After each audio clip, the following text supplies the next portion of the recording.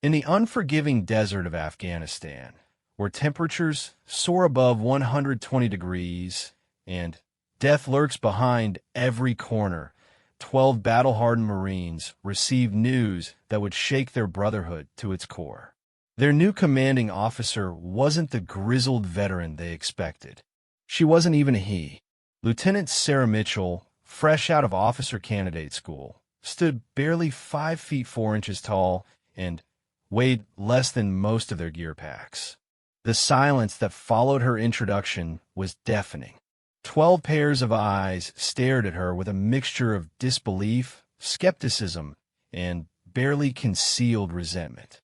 "This is our CEO," whispered Corporal Jackson, his voice carrying across the cramped briefing tent. What those Marines didn't know was that their new leader carried a secret that would either unite them in ways they never imagined or destroy them all. In 72 hours, she would issue a single command that would change the course of their lives forever. Some would call her a hero. Others would label her a monster. But none of them would ever be the same again. This is the true story of courage, betrayal, and the devastating price of leadership when everything goes wrong. The transport helicopter kicked up a cloud of dust that stung like 1,000 needles against exposed skin. Sarah Mitchell gripped her rifle tighter as the aircraft descended toward Forward Operating Base Viper, a small outpost in the Helmand province that had seen more action in the past 6 months than most bases experienced in years.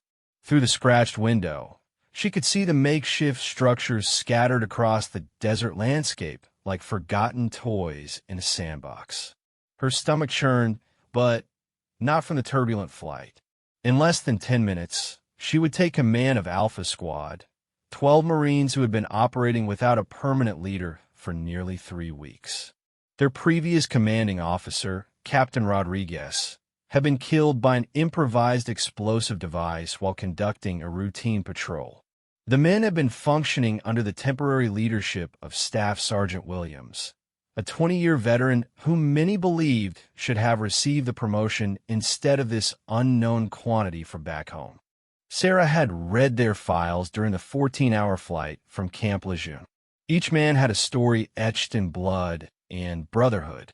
Corporal Marcus Jackson, the squad's machine gunner, had survived 2 previous deployments and carried shrapnel in his left shoulder from a mortar attack in Fallujah.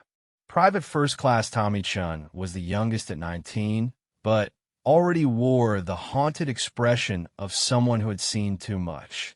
Staff Sergeant Williams had more combat experience than Sarah had years of life.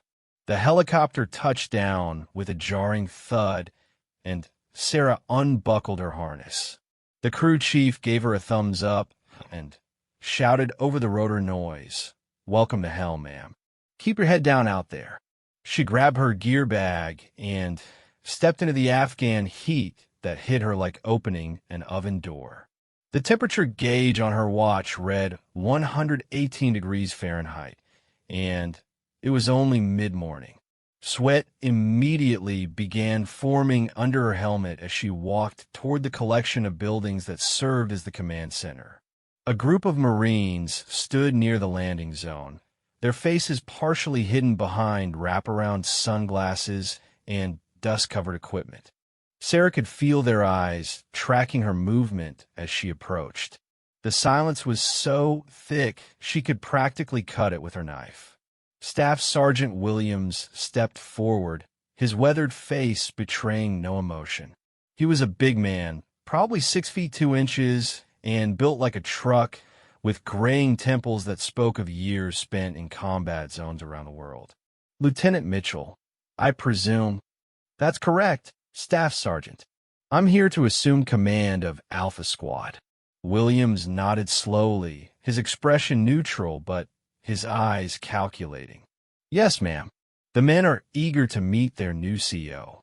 There was something in his tone that suggested the exact opposite, but Sarah had expected this reception.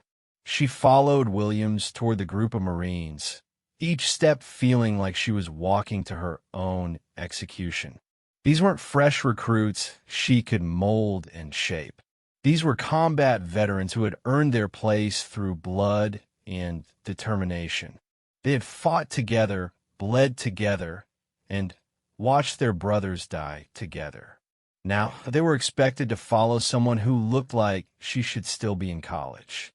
"Gentlemen, this is Lieutenant Sarah Mitchell, your new commanding officer," Williams announced to the assembled squad. The introductions came in a blur of names and faces that Sarah tried desperately to match with the file she had memorized. Corporal Jackson stepped forward first, his handshake firm but brief. "Mom." Private Chun barely made eye contact, while Lance Corporal Rodriguez, no relation to their fallen captain, looked her up and down with barely concealed disdain. "I know this isn't what any of you expected," Sarah began, her voice steady despite the hammering of her heart. "I'm not Captain Rodriguez, and I'm not going to pretend I have the same experience you men do. But I am your commanding officer, and I take that responsibility seriously." Sergeant First Class Murphy, a red-haired Irishman with arms like tree trunks, crossed his arms over his chest.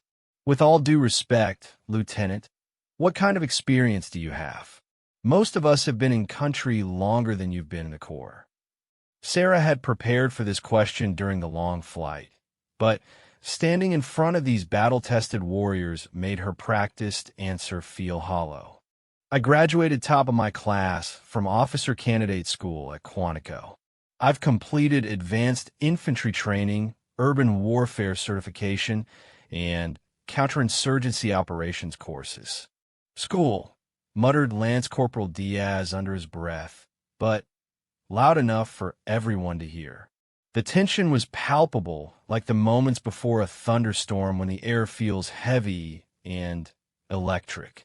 Sarah knew she was being tested, evaluated, and probably found wanting. These men had survived in one of the most dangerous places on Earth by trusting each other implicitly. She was an outsider asking to be accepted into a brotherhood forged in combat. "I understand your concerns," she continued, meeting each man's gaze directly. "You don't know me, and I don't know you, but we're going to change that. Staff Sergeant Williams, I'd like a full briefing on current operations and threat assessments within the hour." Williams nodded. "Yes, ma'am. The briefing room is this way." As they walked toward the command building, Sarah caught fragments of whispered conversations behind her. She couldn't make out the words, but the tone was clear enough. They were discussing their new leader, and the assessment wasn't positive. The briefing room was a cramped space with maps covering every available wall surface. Red pins marked known insurgent activities, blue pins showed friendly positions, and black pins indicated recent casualties.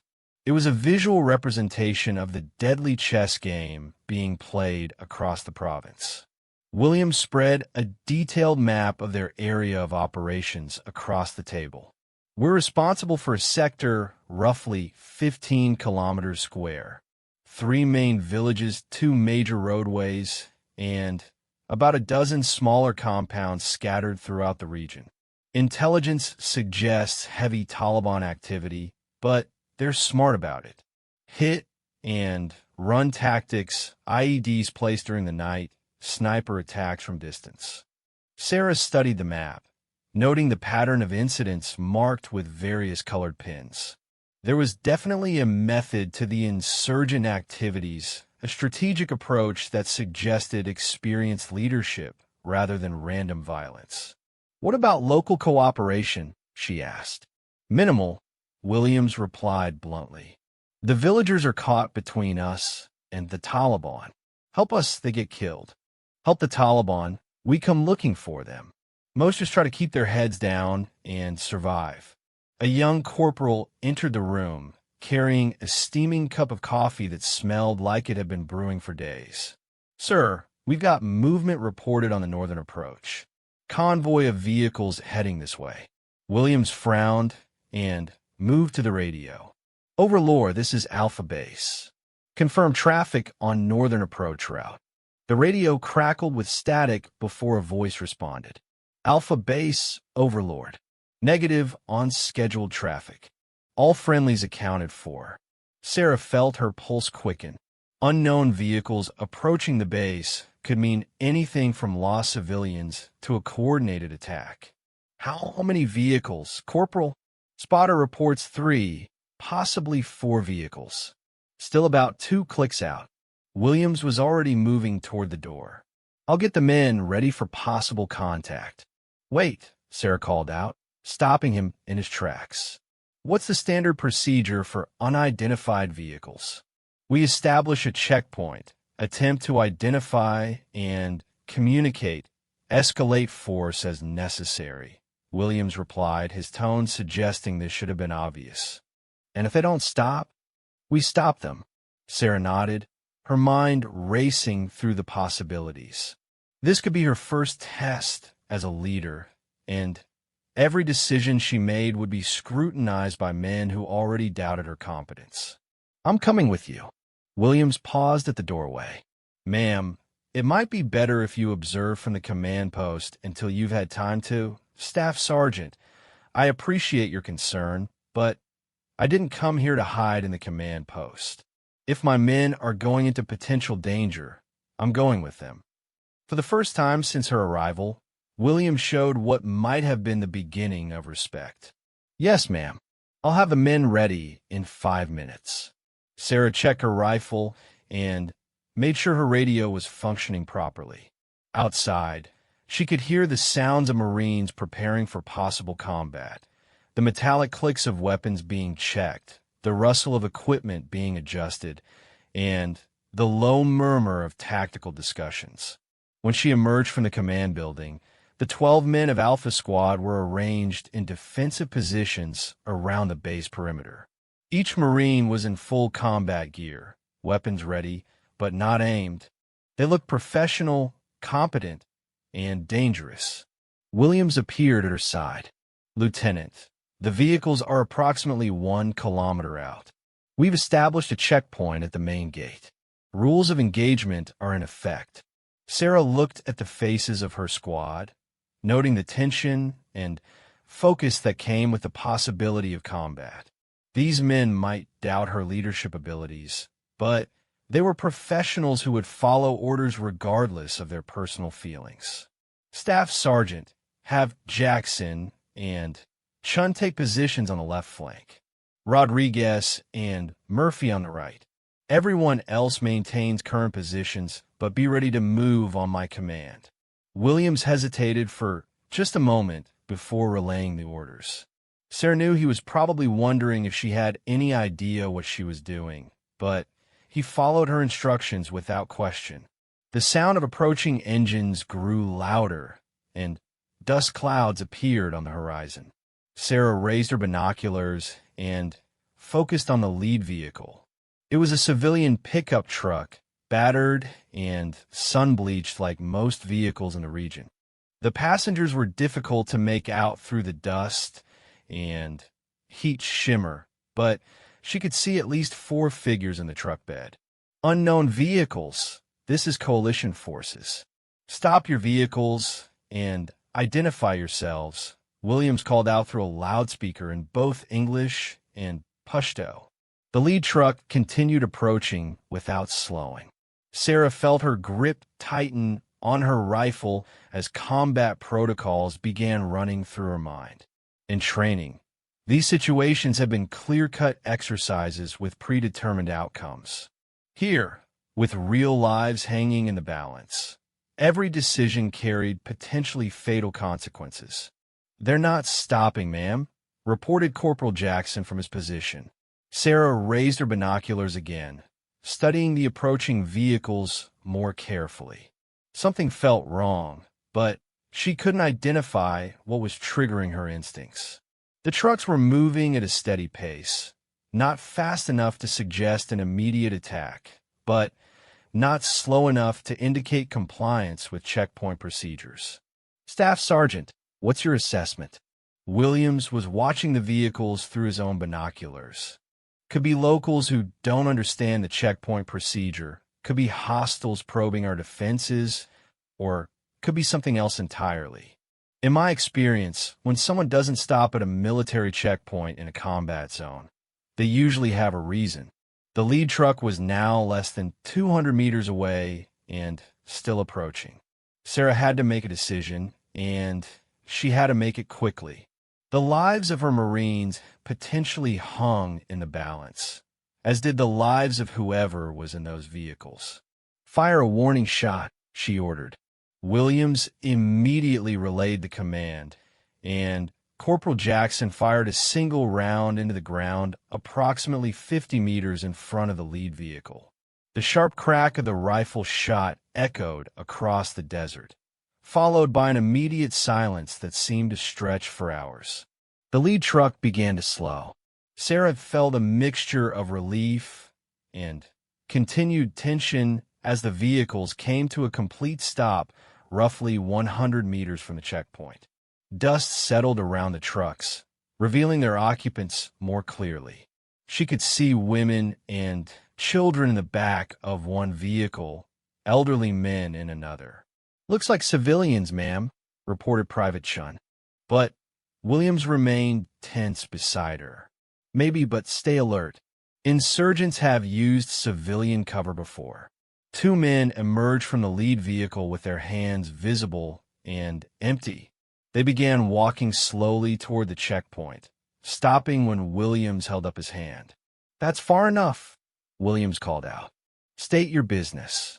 One of the men, elderly with a white beard and traditional Afghan clothing, responded in heavily accented English. "We are from village. Taliban come last night. We run. Need safe place." Sarah lowered her rifle slightly, but kept it ready. Displaced civilians were common in the region, families fleeing violence that seemed to follow them wherever they went. But every situation had to be evaluated carefully, as insurgents often mixed with civilian populations. "How many people?" she asked. The elderly man held up both hands twice. 20 people. Women, children, old men. No fighters." Williams looked at Sarah, waiting for her decision.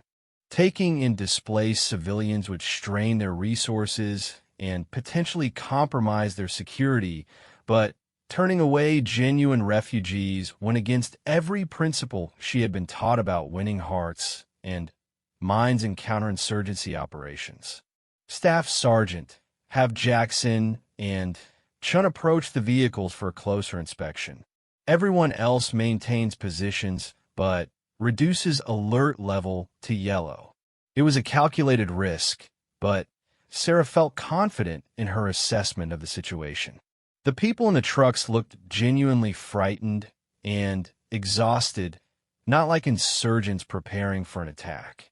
The inspection revealed exactly what the old man had claimed: 23 refugees from a village that had been overrun by Taliban forces during the night. Among them were 7 children, 9 women, and 7 elderly men.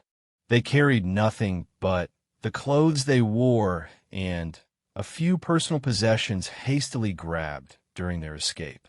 Sarah made the decision to allow them to establish a temporary camp near the base perimeter, under guard but with access to medical care and basic supplies. It was her first command decision as leader of Alpha Squad, and she could see the men evaluating her choice. As the refugees settled into their temporary shelter, Williams approached her. "That was well handled, Lieutenant. Not too aggressive, not too passive. These people will remember that coalition forces helped them when they needed it." It was the first positive comment she had received since her arrival, and Sarah felt a small surge of confidence. Maybe, just maybe, she could earn the respect of these battle-hardened Marines after all. But as the sun began to set over the Afghan mountains, painting the sky in brilliant shades of orange and red, Sarah had no idea that her real test was still 3 days away. Hidden in the hills surrounding their base, Taliban scouts were already reporting on the new American officer and planning something that would challenge everything she believed about leadership loyalty, and the terrible cost of command decisions in war. The first patrol under Sarah's command began before dawn on her third day at Forward Operating Base Viper. The pre-mission briefing was conducted in the dim red light of the Tactical Operations Center, where the smell of strong coffee mixed with the metallic scent of weapons oil and the ever-present dust that seemed to coat everything in Afghanistan. Sarah stood before her 12 Marines, studying their faces as she outlined the mission parameters. They were to conduct a presence patrol through the village of Kale Mandu, approximately 6 kilometers northeast of their base.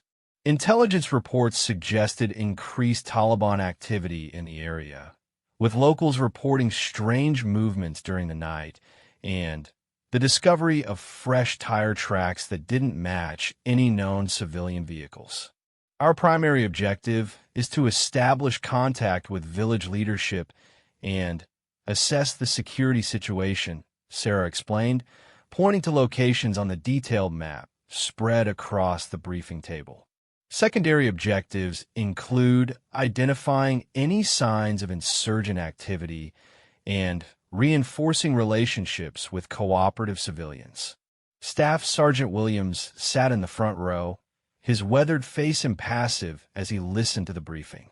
Behind him, the other Marines paid attention with the professional focus of soldiers who understood that details could mean the difference between life and death. But Sarah could sense the underlying tension, the unspoken question that hung in the air like smoke. Could their new commanding officer handle herself when things went bad? Rules of engagement remain in effect, Sarah continued. We are authorized to defend ourselves and civilians under threat, but I want clean, precise operations. Every shot fired needs to be justified and documented. Questions? Corporal Jackson raised his hand. Ma'am, what's our extraction plan if we run into heavy resistance? It was a good question, the kind that experienced infantry Marines always asked because they had learned the hard way that plans rarely survive contact with the enemy. Sarah had spent hours studying the terrain maps and coordinating with the base's air support assets.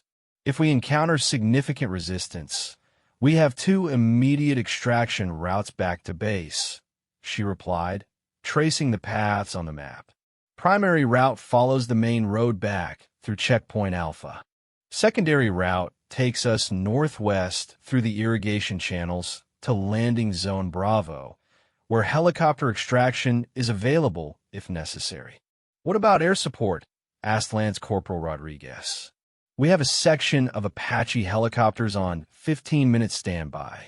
Close air support is available if needed, but remember that we'll be operating in close proximity to civilian structures. Any airstrikes would need to be precisely targeted to avoid collateral damage. The Marines nodded their understanding. These were professionals who had operated in similar environments before, and they knew the complex challenges of fighting an enemy who deliberately used civilian areas for cover. Williams stood up, indicating that the briefing was complete. All right, gentlemen, you heard the lieutenant. Full combat load. Vehicles ready to roll in 30 minutes. As the Marines filed out to prepare their equipment, Williams lingered behind. Lieutenant, if I may ask, what's your assessment of our opposition? Sarah appreciated the question because it suggested Williams was treating her as a legitimate commanding officer rather than an inexperienced newcomer. Based on the intelligence reports, I think we're dealing with a small cell, probably 6 to 10 fighters at most. They're conducting reconnaissance and possibly preparing for a larger operation, but I don't think they're ready for direct confrontation yet. What makes you say that? The pattern of their activities suggests they're still in the information gathering phase. If they were ready to attack, they would have done so already. The tire tracks found by the villagers were probably from reconnaissance vehicles, not assault preparations. Williams nodded slowly. That's a reasonable assessment. Just remember that in this business, being wrong can get people killed. The convoy consisted of 2 heavily armored Humvees, each equipped with machine guns and thick ballistic glass designed to stop small arms fire. Sarah rode in the lead vehicle with Williams and 3 other Marines, while the rest of the squad followed in the second Humvee. The 6-kilometer journey to Kathmandu would take them through terrain that had seen frequent insurgent activity over the past month. As they rolled out through the base's main gate, Sarah felt the familiar mixture of excitement and apprehension that came with any combat patrol. The landscape around them was deceptively beautiful, with rolling hills covered in brown grass and scattered trees that provided the only relief from the endless expanse of desert. But she knew that any of those innocent-looking features could conceal an enemy fighter with an AK-47 or an improvised explosive device buried in the road. The radio chattered constantly with updates from other coalition units operating in the region. Sarah listened to the communications traffic, building a mental picture of the broader tactical situation. 2 kilometers to their west, a British patrol was conducting a similar presence operation in another village. To the south, an Afghan army checkpoint was reporting normal traffic flow along the main highway. "Vehicle ahead," announced Private First Class Chun from his position as driver. Sarah looked through the ballistic glass and saw a small car approaching from the direction of Kathmandu. It was moving slowly, staying carefully in the center of the road and making no aggressive movements. As it drew closer, she could see that it contained a family, a man, woman, and 2 small children. Standard checkpoint procedure, Williams instructed over the radio. The Humvees moved to establish a temporary checkpoint, positioning themselves to control the road while providing cover for each other. Sarah watched as the Afghan family complied perfectly with the Marines' instructions, stopping their vehicle and keeping their hands visible while Corporal Jackson approached to check their identification. The interaction lasted less than 5 minutes. The family was traveling to visit relatives in a neighboring village, and their identification documents appeared to be in order. Jackson gave them a bottle of water for their children and waved them through the checkpoint. "Clean contact," Jackson reported over the radio. "Proceeding as planned." It was exactly the kind of positive interaction that counterinsurgency doctrine emphasized, treating civilians with respect while maintaining security, building trust while staying alert for threats. Sarah felt a small measure of satisfaction as they resumed their movement toward Kathmandu. The village appeared ahead of them as a collection of mud brick buildings clustered around a small marketplace.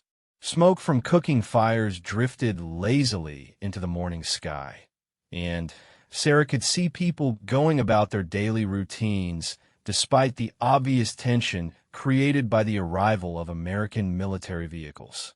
"Dismount here," Sarah ordered as they reached the edge of the village. Jackson and Chun established a perimeter around the vehicles. "Rodriguez and Murphy, you're with me for the meeting with village leadership. Everyone else, maintain security but keep weapons lowered unless there's a specific threat." The village elder was a man named Haji Noor, probably in his 60s with intelligent eyes and the kind of dignity that came from leading a community through decades of conflict. He welcomed the Marines with the formal courtesy that Afghan culture demanded, but Sarah could sense his underlying wariness. They met in the village's small community center, a simple building with carpets on the floor and tea brewing over a small fire. Haji Noor offered hospitality in the traditional manner, serving green tea and sharing what little food the village could spare. "The situation has been difficult," Haji Noor explained through the squad's interpreter, Lance Corporal Martinez, who had grown up in a Spanish-speaking household and learned Pashto during previous deployments. "Men came in the night 3 days ago. They asked many questions about American soldiers, about when you patrol, about how many men you have. Sarah leaned forward, intrigued. Can you describe these men? They were not from this area. Haji, no replied. Their accents were from the south, from Kandahar perhaps. They carried weapons, but kept them hidden. They said they were Taliban, but they did not act like the Taliban we know. Williams caught Sarah's eye, and she could see he was thinking the same thing she was.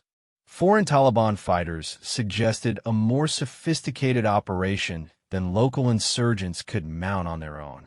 What kind of questions did they ask? Sarah inquired. They wanted to know about your base, about the roads you use, about the times when you come to the village. They also asked about the people who fled from Sham al-Khail 3 days ago. Sarah felt a chill run down her spine. Sham al-Khail was the village where the refugees currently sheltering near their base had come from. If the Taliban were specifically asking about those people, it suggested they might be planning to use them for something. Did they threaten anyone in the village? Haji Noor hesitated before answering, and Sarah could tell he was weighing his words carefully. They said that anyone who cooperated with American soldiers would be punished. They said they would return soon to check on us.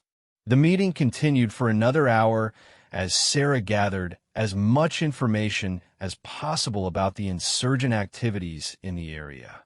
Haji Noor provided details about the vehicles that had been seen, the timing of the visits, and the specific threats that had been made. It painted a picture of a well-organized cell conducting detailed reconnaissance in preparation for some kind of operation. As they prepared to leave the village, Sarah noticed a young boy, perhaps 8 or 9 years old, watching them from behind a building. When she made eye contact with him, he quickly disappeared. Something about his behavior struck her as odd, but she couldn't put her finger on what was bothering her. The return journey to base began without incident, but Sarah found herself constantly scanning the surrounding terrain. The information they had gathered suggested that Taliban fighters were actively monitoring coalition movements in the area, which meant their patrol was probably being watched even now. Lieutenant Williams said quietly over the internal communication system, "We've got possible movement in the hills to our north." Spotter reports flash of sunlight. Might be someone with binoculars or a scope. Sarah raised her own binoculars and studied the hillside Williams was indicating. For a moment, she saw nothing but rocks and scrub vegetation. Then she caught it, a brief glimpse of movement too deliberate to be an animal. "Contact base and advise them we may have eyes on us," she ordered. "Everyone stay alert, but maintain current speed and heading. Let's not give them the impression we've spotted them." The radio crackled with Williams' report back to forward operating base Viper. Sarah continued to monitor the hillside, occasionally catching glimpses of what she was now certain were human figures tracking their movement.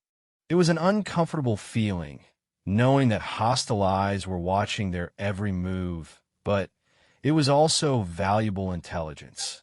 The fact that the insurgents were conducting surveillance suggested they were planning something, but they weren't ready to act yet. As they approached their base, Sarah made a decision that would later prove to be crucial. "Williams, I want to vary our route back. Take the secondary road through the irrigation channels." "Ma'am, that'll add 15 minutes to our trip, and the road condition isn't as good." "I understand, but I want to see how our watchers react when we change our pattern." Williams nodded and directed the convoy onto the alternate route. Sarah watched the hills behind them through the rear window of the Humvee, noting how the surveillance team had to scramble to maintain visual contact when the Marines changed direction. The secondary route took them through a series of irrigation channels that local farmers used to bring water from the mountains to their fields. The road was rougher, as Williams had warned, but It provided better cover from observation and multiple options for movement if they encountered trouble. They were halfway through the irrigation district when Private Chin suddenly braked hard. "IED!" he shouted over the intercom. Sarah looked ahead and saw what had caused Chin's alarm. Fresh, disturbed earth across the road. Exactly the kind of pattern that indicated a buried explosive device. The convoy came to an immediate halt as the Marines implemented their standard procedures for suspected improvised explosive devices. "Dismount and establish security," Sarah ordered. "Chun, back us up 50 meters. Jackson, get on the radio and request an explosive ordnance disposal team." As the Marines took defensive positions around their vehicles, Sarah studied the suspected IED location through her binoculars.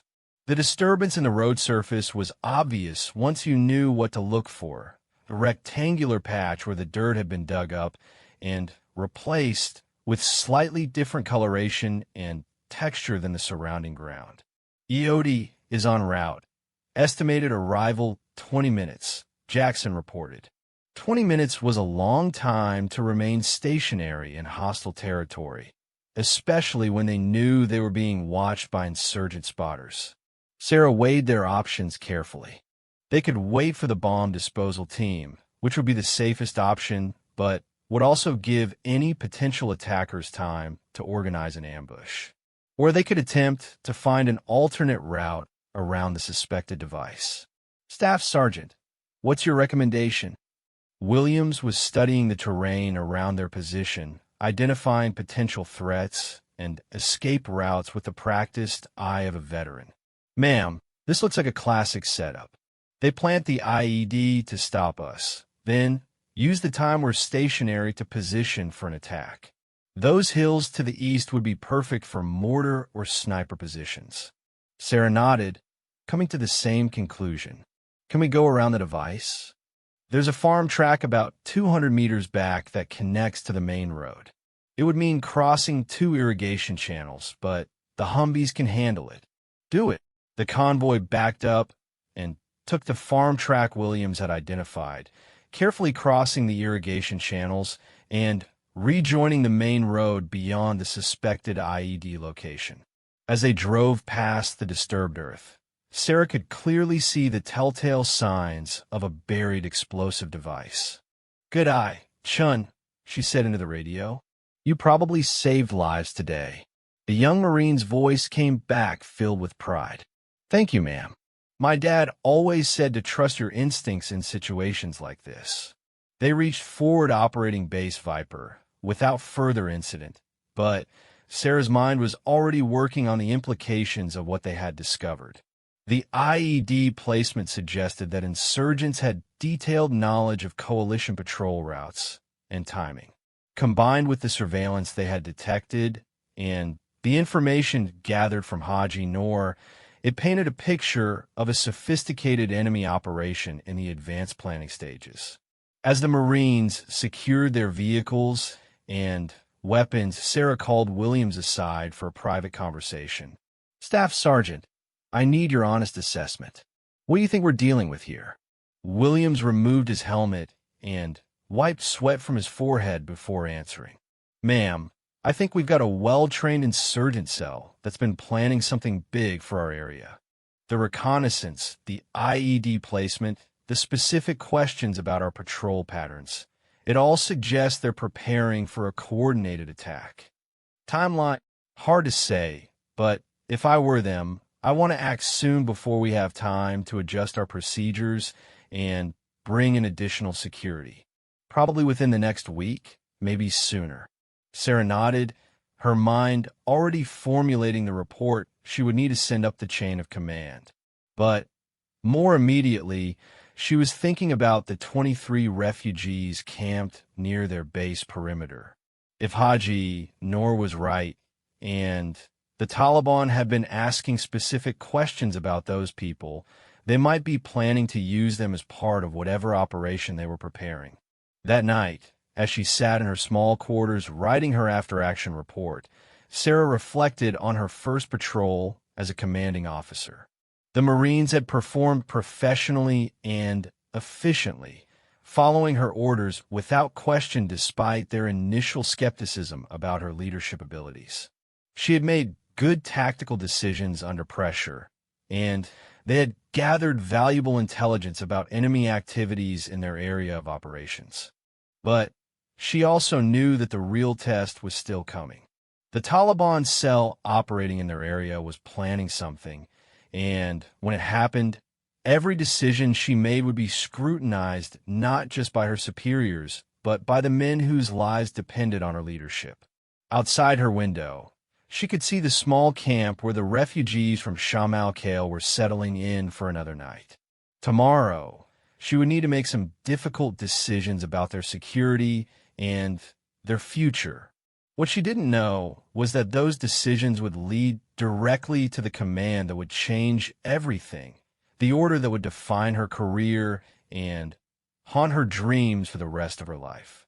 In the hills surrounding forward operating Base Viper, Taliban spotters were also making reports, describing the new American officers' patrol patterns and tactical decisions to commanders who were finalizing their own plans. The stage was being set for a confrontation that would test everything Sarah Mitchell believed about leadership, loyalty, and the terrible cost of command in war. The mortar attack began at 0347 hours on Sarah's fifth day in command. The first explosion shattered the pre-dawn stillness, sending shockwaves through the ground that rattled windows and knocked equipment off tables throughout forward operating Base Viper. Sarah was instantly awake, her mind snapping from sleep to full combat alertness as the distinctive whistle of incoming ordnance filled the air. She rolled out of her cot and grabbed her rifle and gear in one fluid motion, muscle memory from countless training exercises taking over as her conscious mind tried to process what was happening. The second explosion hit closer to the command building, and she could hear the metallic ping of shrapnel fragments striking the prefabricated walls of her quarters. Incoming! Take cover! The voice of Staff Sergeant Williams boomed across the base's public address system, followed immediately by the wailing of the attack siren. Sarah burst through the door of her quarters and sprinted toward the command bunker, her boots pounding against the wooden walkways that connected the base's various buildings. Around her, Marines were emerging from their own quarters, some in full gear and others still pulling on equipment as they ran for defensive positions. The command bunker was a reinforced concrete structure designed to withstand direct hits from all but the largest enemy weapons. Sarah dove through the entrance just as a third mortar round exploded near the motor pool, close enough that she could feel the concussion wave wash over her. Inside the bunker, controlled chaos reigned as communication specialists worked their radios and intelligence analysts tried to determine the source and scale of the attack. Williams was already at the tactical display, coordinating defensive measures with the easy competence of someone who had survived dozens of similar attacks. "Sit rep," Sarah demanded as she strapped on her body armor.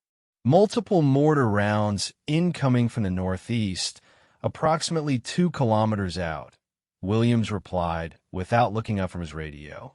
"Looks like at least 3 tubes, possibly more. No ground assault detected yet, but all perimeter positions are on high alert." Sarah moved to the communication station where Corporal Martinez was monitoring multiple radio frequencies simultaneously. "Any casualties?" "Negatives so far, ma'am. All personnel accounted for and in defensive positions. The mortar rounds are landing randomly across the base. No apparent targeting of specific structures." That detail caught Sarah's attention immediately. If the Taliban were trying to cause maximum damage or casualties, they would focus their fire on high-value targets like the command bunker, ammunition storage, or vehicle park. Random bombardment suggested either inexperienced gunners or a deliberate attempt to create chaos rather than destruction. Williams, what's the status of our counter-battery radar? Online and tracking. We should have firing coordinates within the next few minutes.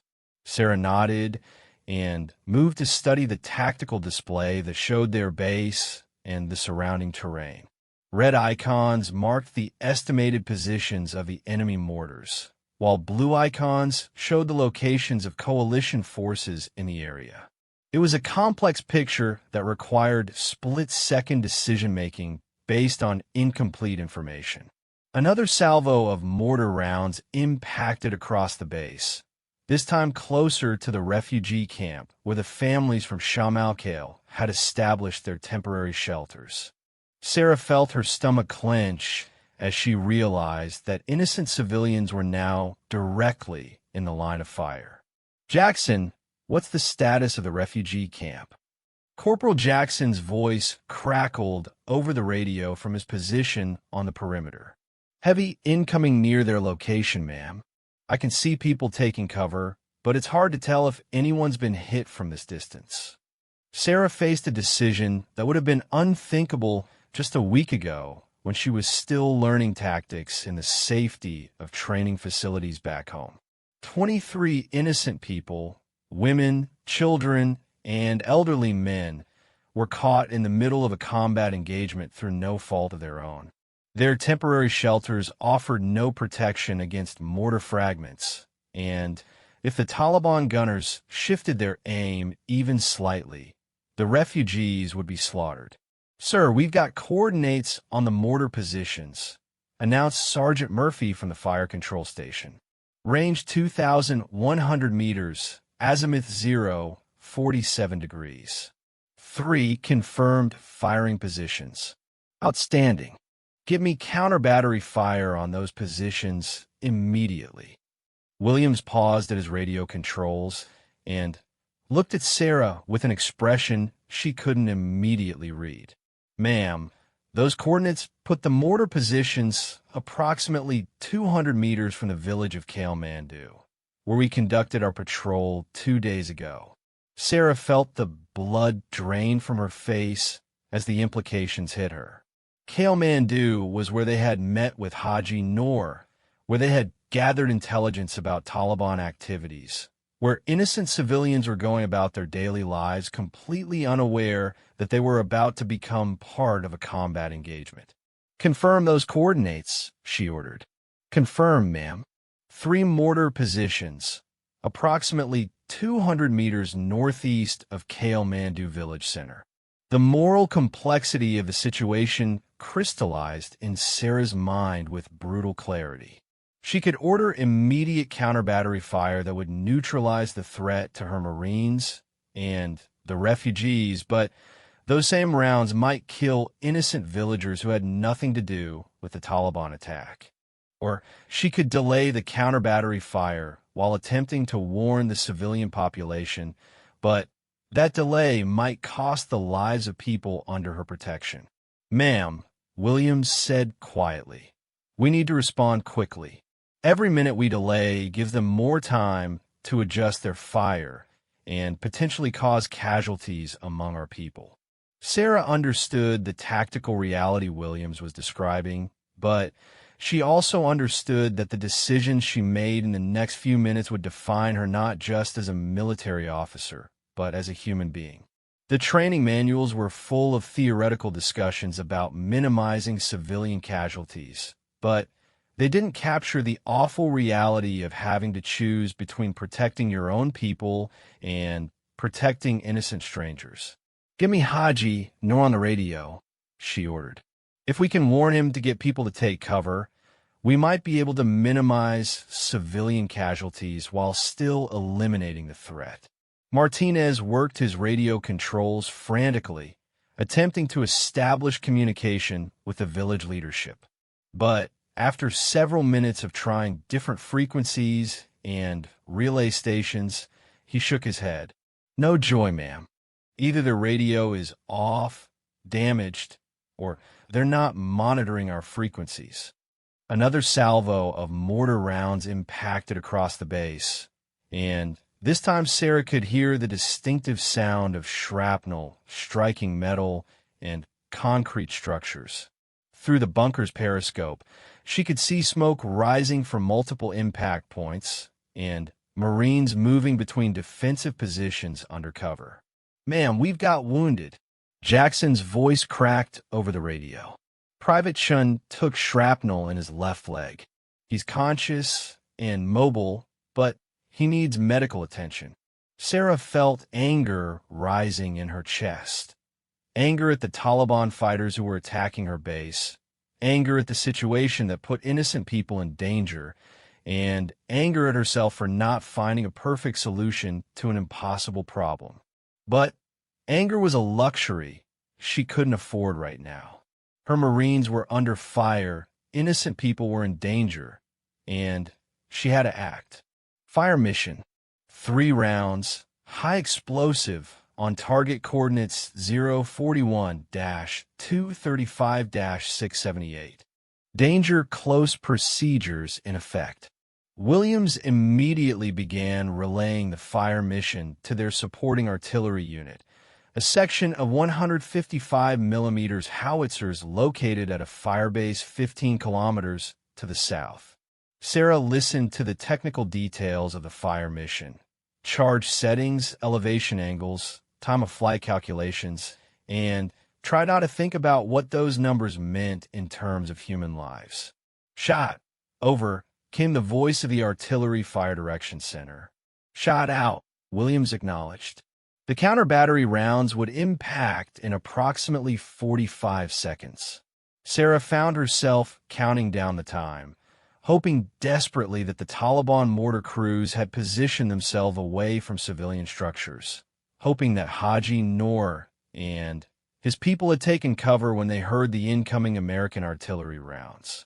The explosions came as 3 sharp cracks that echoed off the surrounding hills, followed by silence. Sarah waited, listening for any sound that would indicate whether their counter-battery fire had been successful. "Splash. Over," reported the artillery unit. "Splash out." "Observing," Williams acknowledged. Through the bunker's observation equipment, Sarah could see smoke rising from the hills northeast of their position. The mortar attacks had stopped, which suggested that their counter-battery fire had either eliminated the enemy gunners or forced them to abandon their positions. But Sarah's sense of relief was tempered by the knowledge that she still didn't know what had happened to the civilians in Kathmandu. The artillery rounds had been precisely targeted, but in warfare, precision was relative. Fragments from 155 mm high explosive rounds could travel hundreds of meters, and even a near miss could cause casualties among unprotected civilians. "All stations, this is Alpha Base. Assess damage and casualties. Report when ready," Williams ordered over the radio. The reports came in over the next few minutes, painting a picture of a base that had survived the attack with minimal damage and casualties. Private Chin's leg wound was superficial, requiring stitches but not threatening his ability to continue serving. Several buildings had sustained damage from mortar fragments, but nothing that couldn't be repaired quickly. Most importantly, none of the refugees in the temporary camp had been injured. The mortar rounds that had landed near their location had impacted in an open area, causing no casualties among the civilian population. But Sarah's relief was short-lived. Martinez was monitoring radio frequencies and picking up transmissions that suggested the situation was more complex than it appeared. "Ma'am, I'm getting reports from other coalition units in the area. Sounds like the attack on our base was part of a larger, coordinated operation. Multiple bases and outposts are reporting simultaneous mortar attacks." Williams looked up from his tactical display with a grim expression. "That's consistent with the intelligence we gathered about foreign fighters in the area. This wasn't a local Taliban cell acting on their own. This was a well-planned, multi-target operation." Sarah felt a chill as she considered the implications. If their base had been part of a coordinated attack involving multiple Taliban cells, it suggested that their enemy was more sophisticated and better organized than anyone had realized. It also meant that the attack might not be over. Status report from Kathmandu, Martinez announced. Local police are reporting casualties from the artillery strike. At least 3 civilian dead, number of wounded unknown. Sarah felt the words hit her like a physical blow. 3 dead. Innocent people who had been going about their daily lives when her artillery rounds ended them forever. She had known this was a possibility when she ordered the counter-battery fire, but the reality of it was still devastating. "Ma'am," Williams said quietly, "you made the right call. Those mortar crews would have continued firing until they killed Marines or refugees. You protected the people under your command." Sarah nodded, but Williams' words offered little comfort. She had saved lives by taking lives, protected her people by endangering others. It was the kind of moral complexity that training exercises couldn't prepare you for, the type of decision that career military officers had to live with for the rest of their lives. "I want a full after-action report on my desk within 6 hours," she ordered. "Include detailed casualty assessments from both our base and Kathmandu village. I also want recommendations for compensation to the families of the civilian casualties." "Yes, ma'am," Williams replied. "Should I also recommend increased security patrols in the area?" "Negative. I want to meet with Haji Noor personally to explain what happened and express our condolences. Schedule that meeting as soon as possible." Williams hesitated before responding. "Ma'am, with respect, meeting with village leadership right after civilian casualties might not be the best." "Staff Sergeant," Sarah interrupted, "I ordered artillery fire that killed 3 innocent people. The least I can do is look Haji Noor in the eye and explain why I made that decision." Over the next several hours, as the base returned to normal operations and the casualties were treated, Sarah found herself replaying the events of the morning over and over in her mind. She had acted quickly and decisively to protect her Marines and the refugees under her care, but that protection had come at the cost of innocent lives in Kathmandu. It was Corporal Jackson who brought her the intelligence report that would change everything. He found her in her quarters, staring at the after-action reports and trying to figure out how to write a letter of condolence to families whose names she didn't even know. "Ma'am, you need to see this," Jackson said, his voice tight with excitement and anger. "We've been monitoring Taliban radio transmissions, and our interpreters have been working on translating the traffic from this morning's attack." Sarah looked up from her paperwork, noting the unusual tension in Jackson's demeanor. "What did they find?" "The mortar attack was a diversion, ma'am. The Taliban used it to draw our attention while they moved a larger force into position for their real objective." Sarah felt her blood turn cold. "Which is?" "The refugees, ma'am. According to the intercepted communications, the Taliban consider the people from Shamal Kale to be valuable assets. Apparently, some of them witnessed something the Taliban doesn't want getting back to coalition intelligence." The pieces of the puzzle suddenly clicked into place in Sarah's mind. The refugees hadn't fled their village because of random Taliban violence. They had been specifically targeted because they knew something important. The insurgents' questions about those people, the coordinated attack on multiple bases, the sophisticated planning. It was all designed to create chaos while they moved against the witnesses. "How long do we have?" Sarah asked. Jackson checked his watch. "Based on the movement reports we're getting from other units, probably 12 hours at most. They're positioning for a night assault, probably hoping to infiltrate the refugee camp and eliminate their targets under cover of darkness." Sarah stood up and reached for her gear. In 12 hours, She would have to make a decision that would define the rest of her career and possibly haunt her for the rest of her life.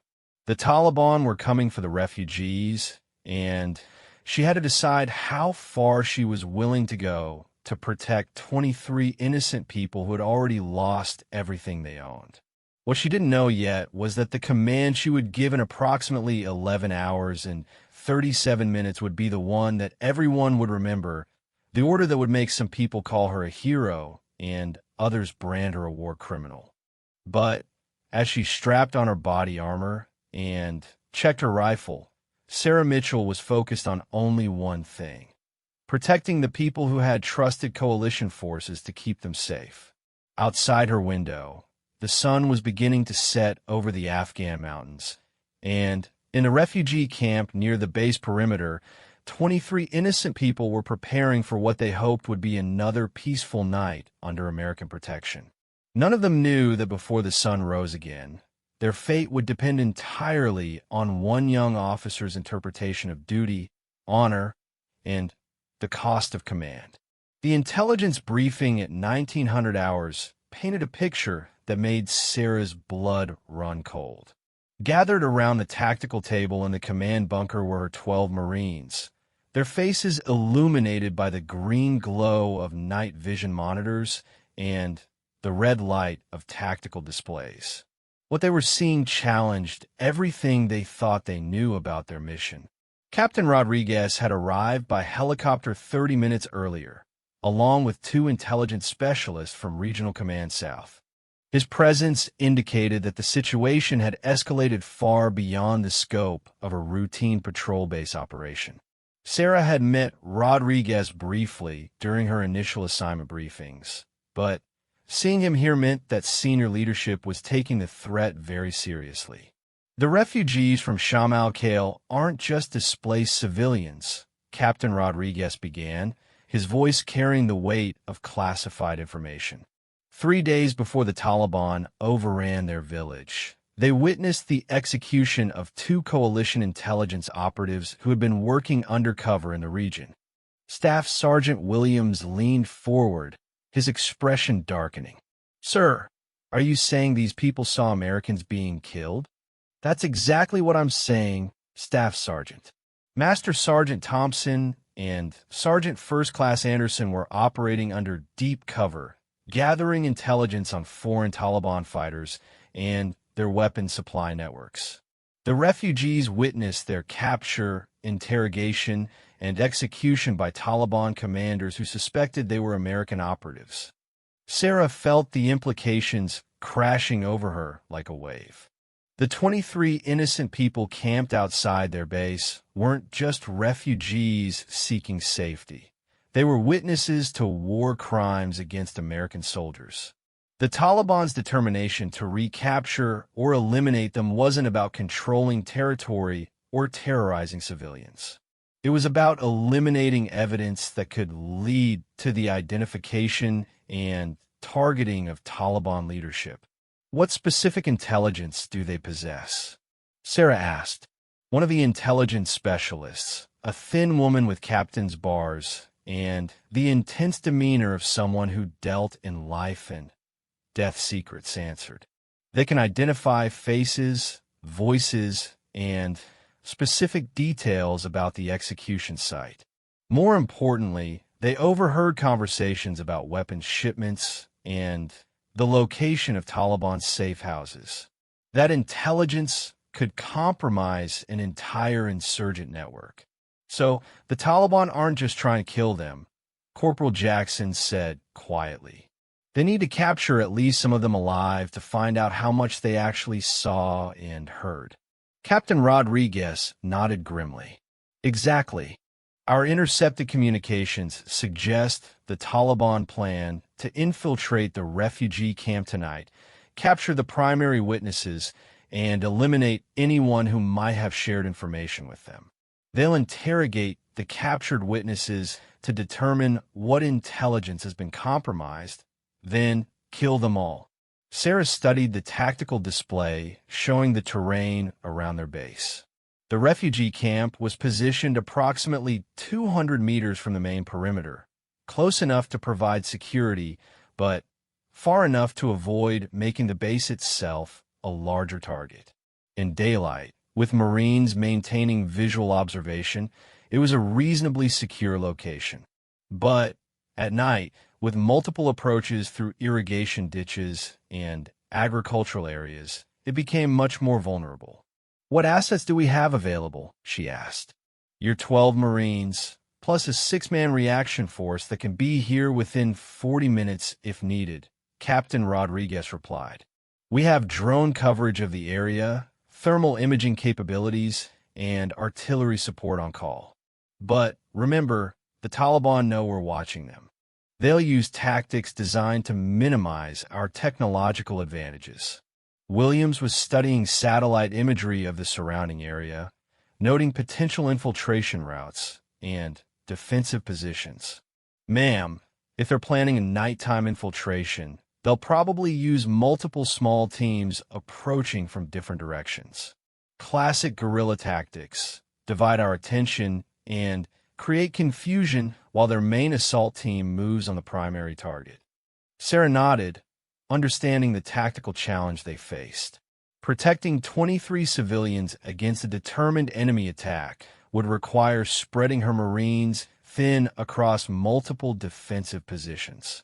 If the Taliban sent enough fighters and coordinated their assault effectively, they could easily overwhelm her small force.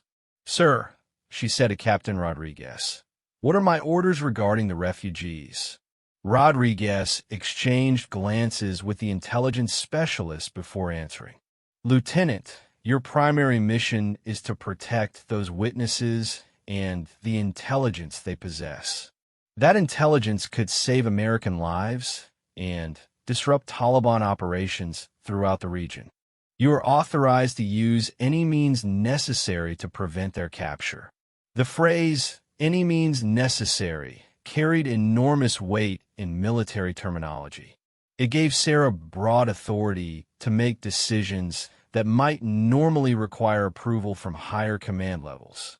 But it also placed the full responsibility for those decisions squarely on her shoulders. "What about evacuation?" Sarah asked. "Can we extract the refugees to a more secure location?" "Negative," replied the female intelligence specialist.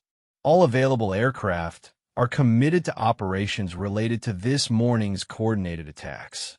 The earliest we could arrange extraction would be tomorrow afternoon, assuming weather conditions permit." Sarah felt the weight of command settling on her like a lead blanket. 23 innocent people would depend on her decisions for their survival through the night. If she made the wrong choices, they would die horribly at the hands of Taliban interrogators. If she made the right choices but executed them poorly, they would still die, along with some of her Marines. "Ma'am," Corporal Martinez said from his position at the communication station, "we're getting reports of movement from our observation posts. Multiple small groups, approximately 6 to 8 individuals each, moving toward our perimeter from different directions." Captain Rodriguez checked his watch. "Right on schedule." "Lieutenant Mitchell, the decision-making authority for this operation rests with you.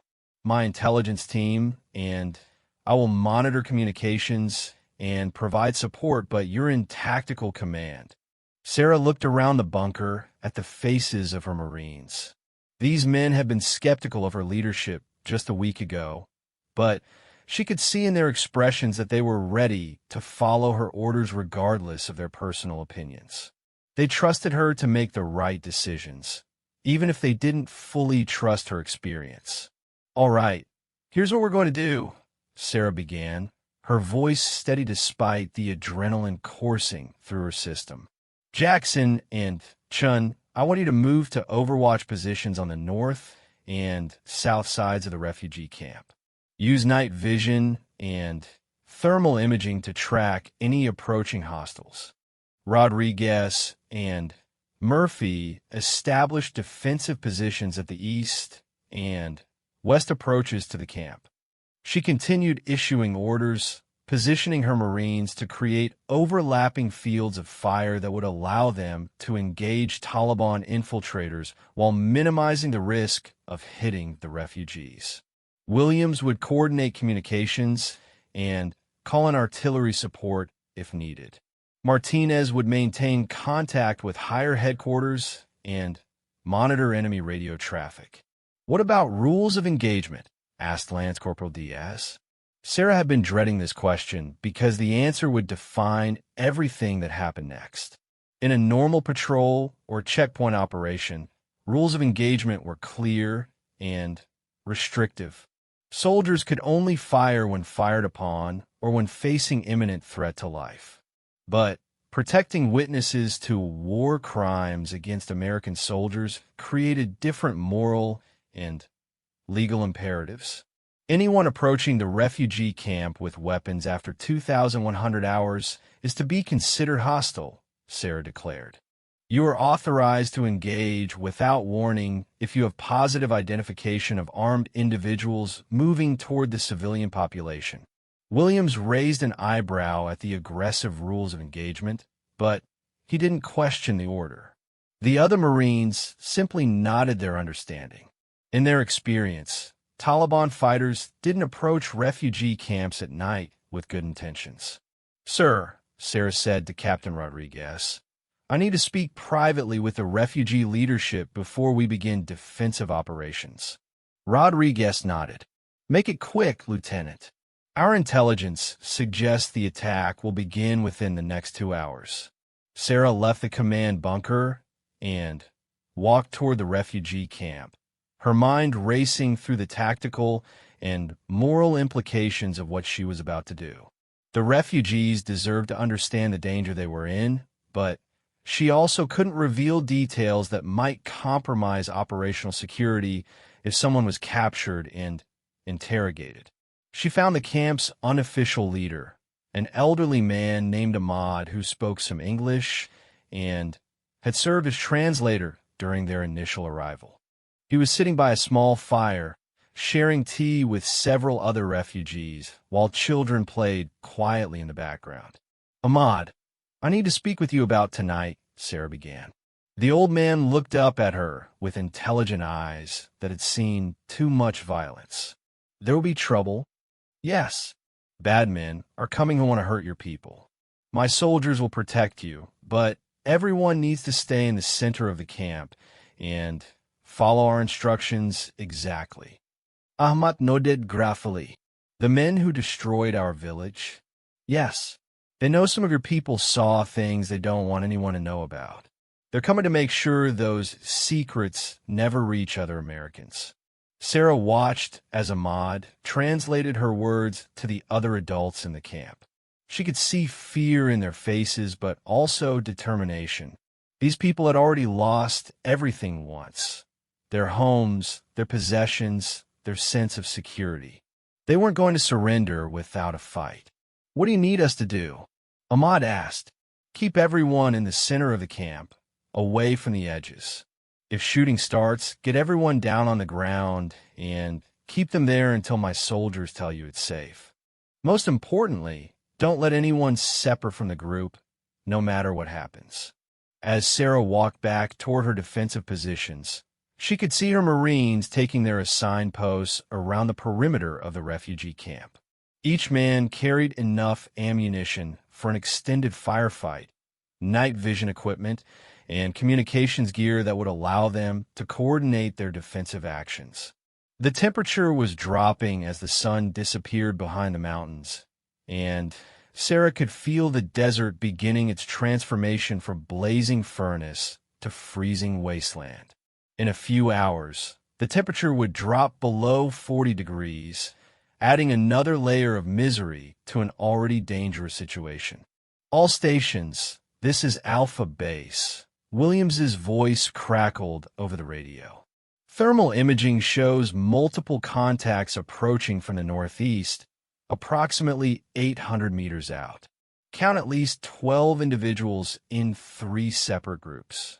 Sarah raised her own thermal imaging scope and studied the approaching figures.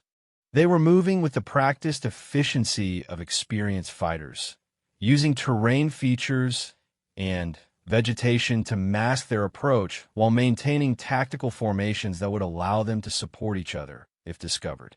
Confirmed visual on approaching hostiles, reported Jackson from his overwatch position. Armed individuals, moving in tactical formation toward the refugee camp. Sarah faced the moment she had been preparing for since arriving at Forward Operating Base Viper. Everything she had learned in training, everything she believed about leadership and protecting innocent people would be tested in the next few minutes. The lives of 23 refugees and 12 Marines hung in the balance. All stations, weapons free, Sarah commanded over the radio. Engage any armed hostiles approaching the refugee camp. Let's protect our people.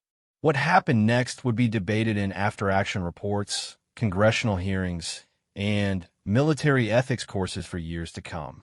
But in that moment, as Taliban fighters crept through the darkness toward innocent witnesses to American deaths, Sarah Mitchell made the command decision that would define her career and change the lives of everyone under her command.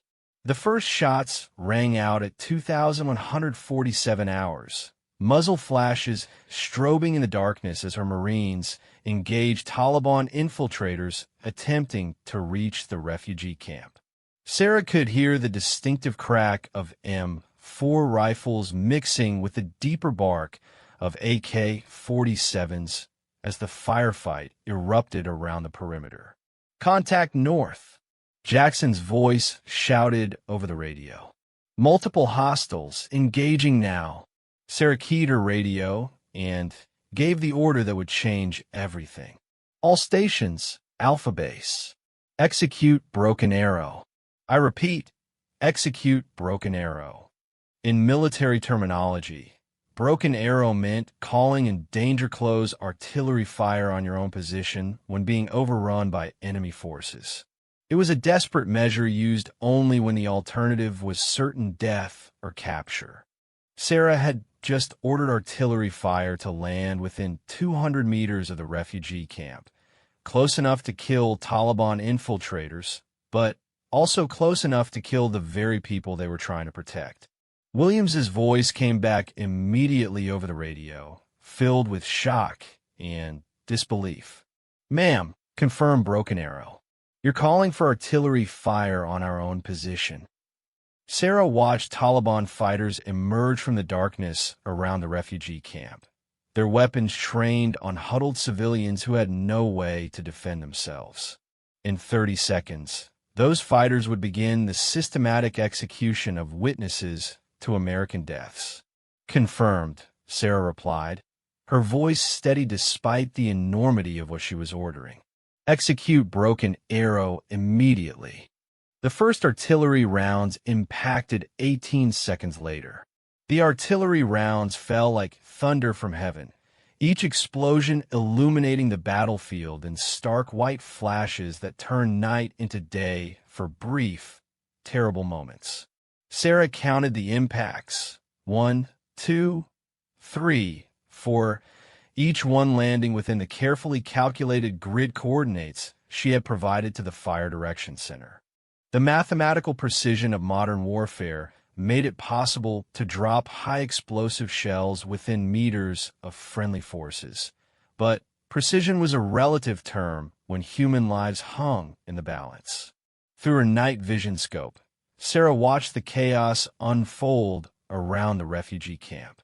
Taliban fighters who had been advancing on the huddled civilians were caught in the open by the artillery barrage, their tactical formations shattered by the overwhelming firepower that rained down from the darkness.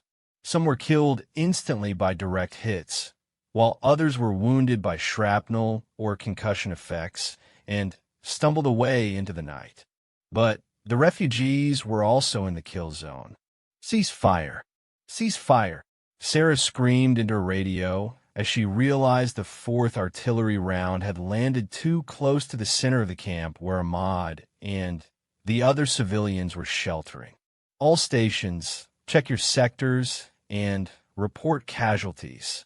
The silence that followed the last explosion was deafening, broken only by the ringing in everyone's ears and the distant moaning of wounded fighters somewhere in the darkness. Sarah could see smoke rising from multiple impact points around the camp, and the acrid smell of high explosives mixed with something else she didn't want to identify.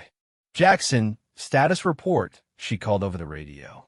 "2 Taliban Kia in my sector.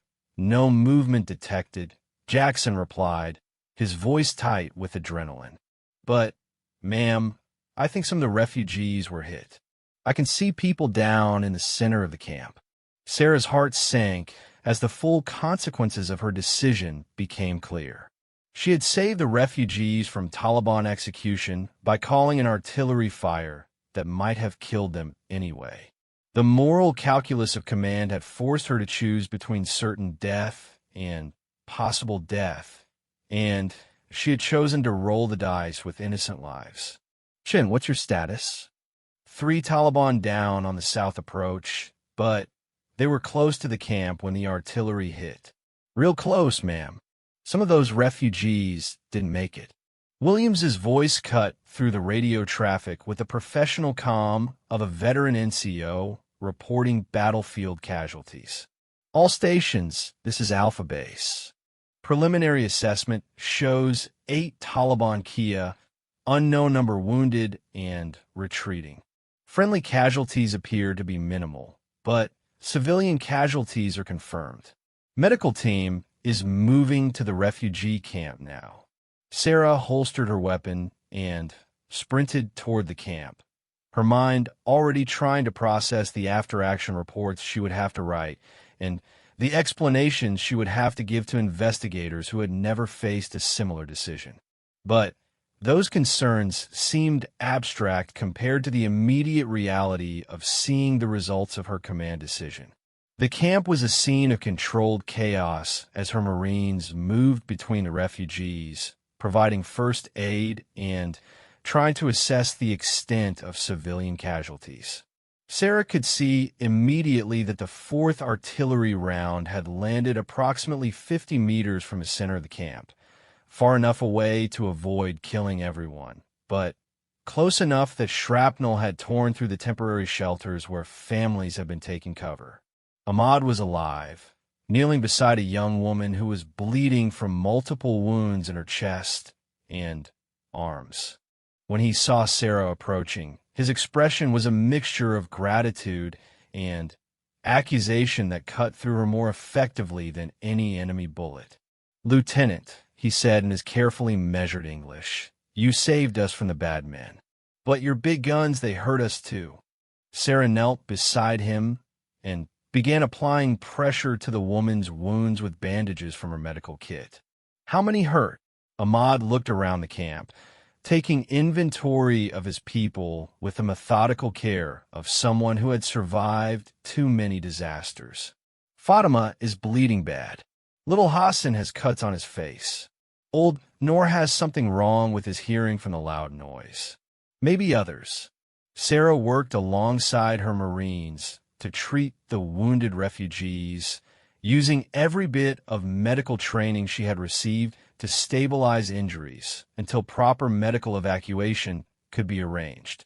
The woman named Fatima was the most seriously wounded, with shrapnel fragments that had penetrated deep into her chest cavity.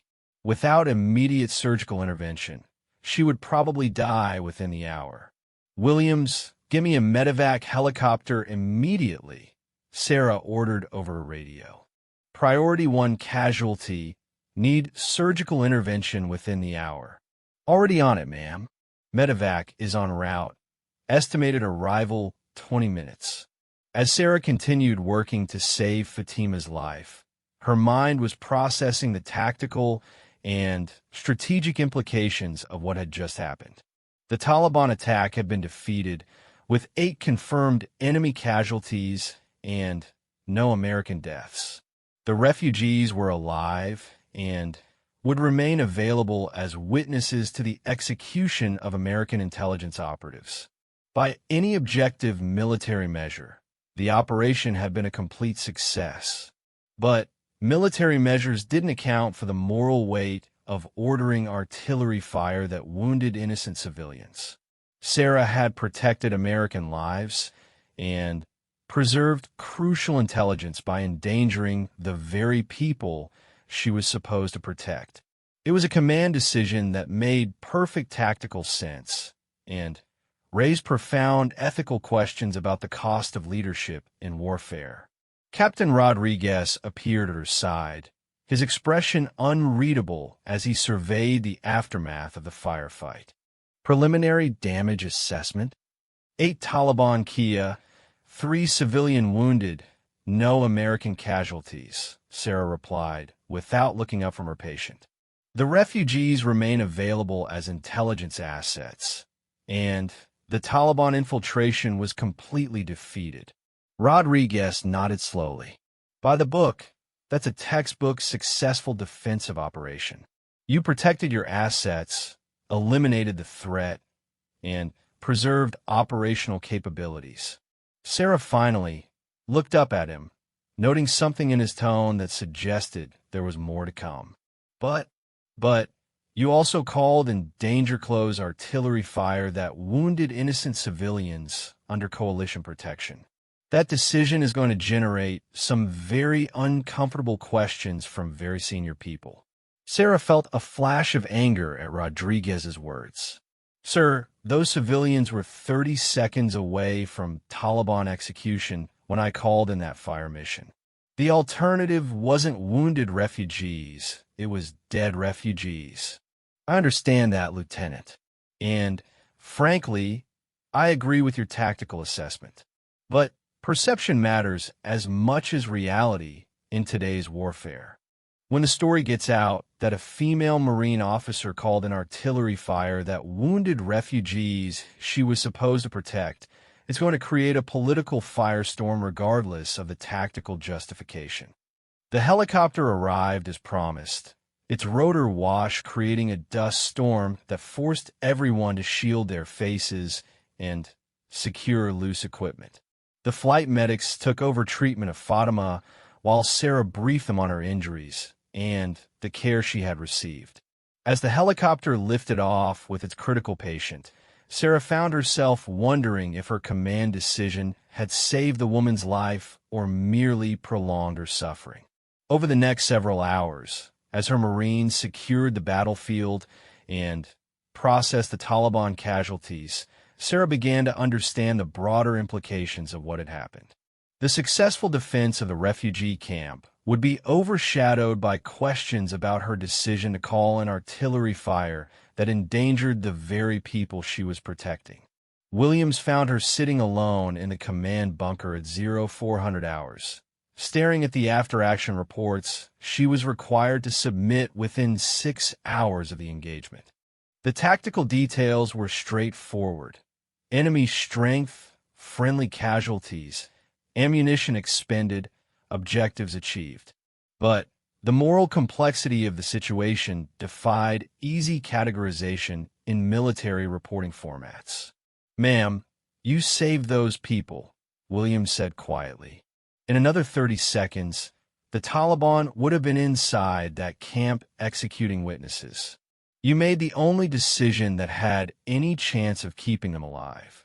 Sarah looked up at the grizzled staff sergeant who had questioned her competence just a week ago. Did I, Staff Sergeant? Or did I just choose a different way to get them killed?